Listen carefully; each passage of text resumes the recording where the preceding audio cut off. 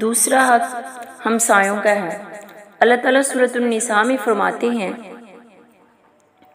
وَبِالْوَالِدَيْنِ إِحْسَانًا وَبِذِي الْقُرْبَى وَالْيَتَامَى وَالْمَسَاكِينِ وَالْجَارِ ذِي الْقُرْبَى وَالْجَارِ الْجُنُبِ وَالصَّاحِبِ بِالْجَنبِ وَابْنِ السَّبِيلِ، اور ماں باپ کے ساتھ نیک سلوک کرو، قرابت داروں، یتیموں اور مسکینوں کے ساتھ حسن سلوک کرو، اور پڑوسی رشتہ دار سے، اجنبی ہمسائے، پہلو کے ساتھی اور مسافر سے احسان کا معاملہ کرو۔ اس آیت کریمہ میں ہمسایوں کی 3 قسموں کا بیان ہے: رشتہ دار ہمسایہ، اجنبی ہمسایہ، عارضی ہمسایہ۔ رشتہ دار ہمسایہ تو وہ ہے جس کے ساتھ نسبی اور خاندانی قرابت ہے،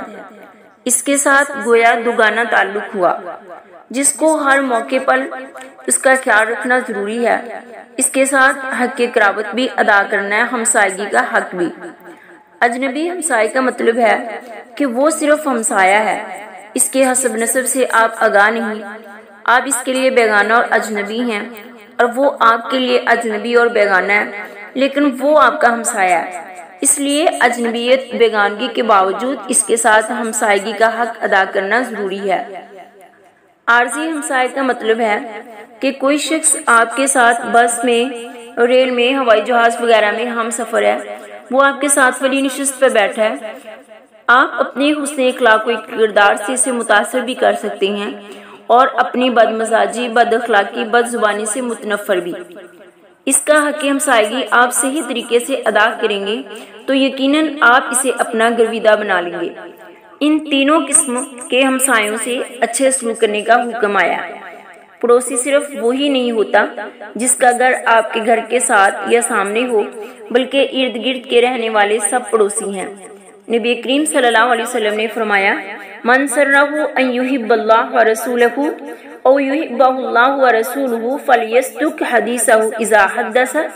ولیؤد امانتہ ذی اطمینہ ولیحسن جوار من جاورہ، جسے یہ پسند ہو کہ وہ اللہ اور اس کے رسول سے محبت کرے، یا اللہ اور اس کا رسول صلی اللہ علیہ وسلم اسے پسند کرے، تو اسے چاہیے کہ جب وہ بات کرے تو سچی کرے، جب اسے امانت پکڑائی جائے تو وہ اسے ادا کرے، اور اپنے پڑوسی کے ساتھ حسن سلوک کرے۔ سیدنا ابو شریح رضی اللہ عنہ سے روایت ہے، رسول اللہ صلی اللہ علیہ وسلم نے فرمایا واللہ لا یؤمن واللہ لا یؤمن واللہ لا یؤمن، قیلا کہا گیا ومن یا رسول اللہ صلی اللہ علیہ وسلم، قال آپ نے فرمایا الذی لا یأمن جارہ بوائقہ، اللہ کی قسم وہ مومن نہیں ہو سکتا، اللہ کی قسم وہ مومن نہیں ہو سکتا، اللہ کی قسم وہ مومن نہیں ہو سکتا۔ پوچھا گیا اللہ کے رسول کون مومن نہیں ہو سکتا؟ آپ صلی اللہ علیہ وسلم نے فرمایا وہ آدمی جس کے پڑوسی اس کی شرارتوں سے محفوظ نہ ہو۔ سیدنا انس رضی اللہ عنہ سے روایت ہے، نبی کریم صلی اللہ علیہ وسلم نے فرمایا والذی نفسی بیدہ لا یؤمن عبد حتی یحب لجارہ ما یحب لنفسہ، اس ذات کی قسم جس کے ہاتھ میں میری جان ہے، کوئی بندہ مسلمان جب تک وہ اپنے ہمسائے کے لیے وہی کچھ نہ چاہے جو اپنے لیے چاہتا ہے۔ سیدنا عبداللہ بن عباس بیان کرتے ہیں، نبی کریم صلی اللہ علیہ وسلم نے فرمایا لیس المؤمن الذی یشبع وجارہ جائع الی جنبہ، وہ شخص ایماندار نہیں جو خود پیٹ بھر کر کھانا کھائے اور اس کا پڑوسی بھوکا رہے۔ کوئی پڑوسی آپ سے برا سلوک کرے تو صبر کرنا چاہیے، اس لیے کہ نبی کریم صلی اللہ علیہ وسلم کی تعلیم یہی ہے۔ پڑوسیوں کے ہاں تحفے تحائف بھیجتے رہنا چاہیے، اس سے محبت بڑھتی ہے۔ سیدنا ابو ہریرہ رضی اللہ عنہ سے روایت ہے، نبی کریم صلی اللہ علیہ وسلم نے فرمایا اے مسلمان عورتوں، ہرگز کوئی پڑوسن اپنی دوسری پڑوسن کے لیے معمولی ہدیے کو بھی حقیر نہ سمجھے، خواہ وہ بکری کے کھر کا ہی کیوں نہ ہو، یعنی قریب ترین ہمسائے کا زیادہ حق ہے، لہذا چیز پہلے اس کے ہاں بھیجنی چاہیے۔ سیدنا عبداللہ بن عمر رضی اللہ تعالیٰ عنہ روایت کرتے ہیں،